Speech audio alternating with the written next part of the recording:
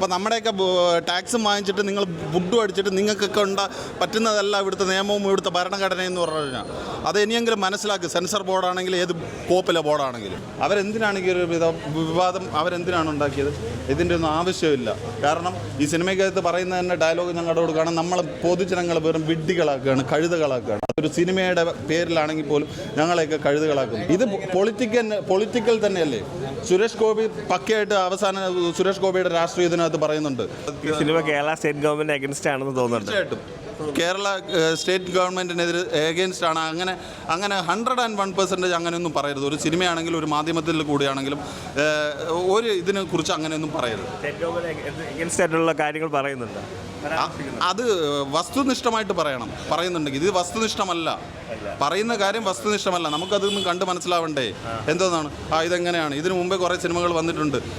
ഗവൺമെൻറ്റിനെ ചീത്ത വിളിക്കണമെന്ന് തോന്നിയ സംഭവങ്ങൾ പോലും വന്നിട്ടുണ്ട്. പക്ഷേ വസ്തുനിഷ്ഠമായിട്ടല്ല കാര്യങ്ങൾ പറയുന്നത്.